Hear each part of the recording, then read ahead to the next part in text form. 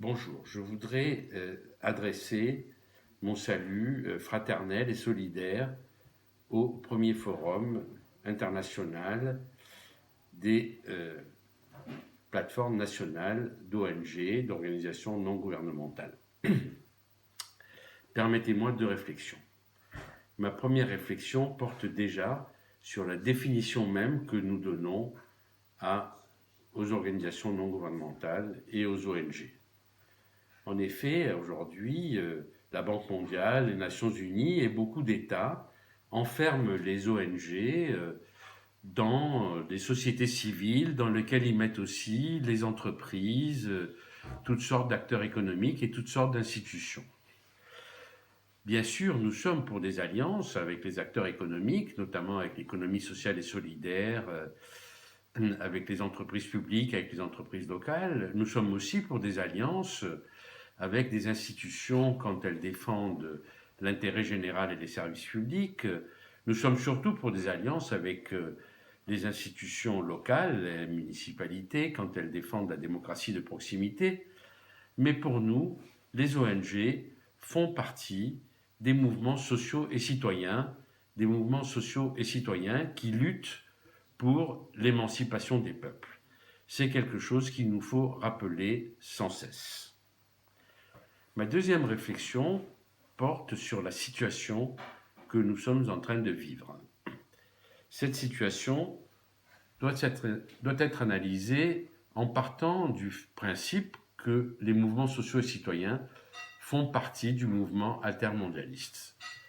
Ce mouvement altermondialiste est la réponse des peuples à ce qu'a été la mondialisation néolibérale à partir des années 1980, mondialisation néolibérale qui est une phase, une étape de la mondialisation capitaliste.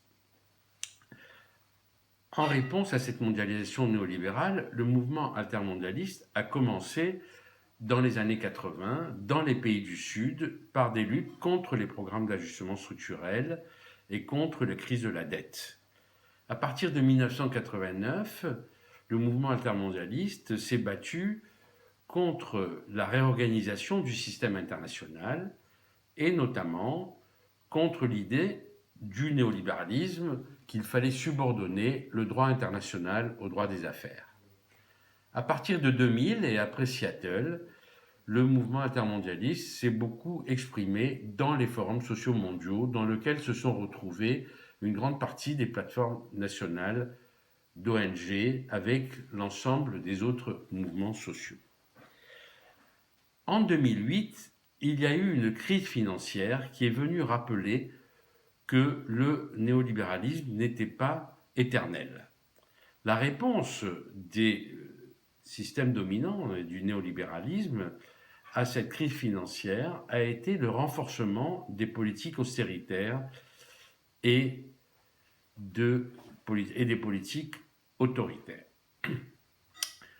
En 2011, la réponse des peuples à cette crise a pris la forme d'insurrection, a pris la forme d'un moment révolutionnaire remettant en cause la corruption, c'est-à-dire la fusion entre les classes politiques et les classes financières, qui annule une grande partie de l'autonomie du politique.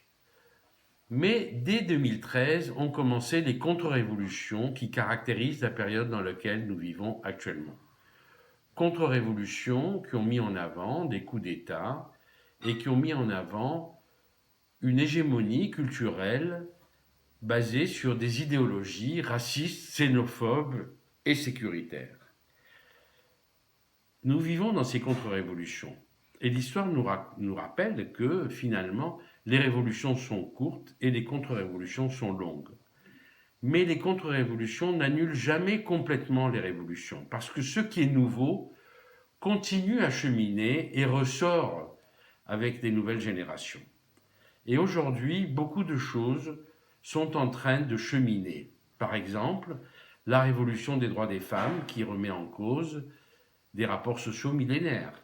Par exemple aussi la révolution écologique qui remet en cause toute une philosophie qui est la philosophie de la transformation des sociétés. Par exemple aussi le numérique qui remet en cause le langage et l'écriture. Et nous vivons une deuxième phase de la décolonisation, après l'indépendance des États qui a montré ses limites, c'est la question de la libération des peuples et des identités multiples.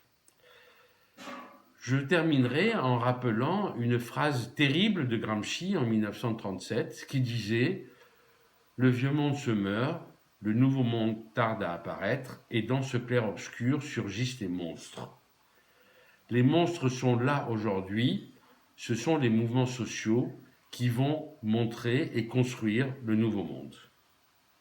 Merci.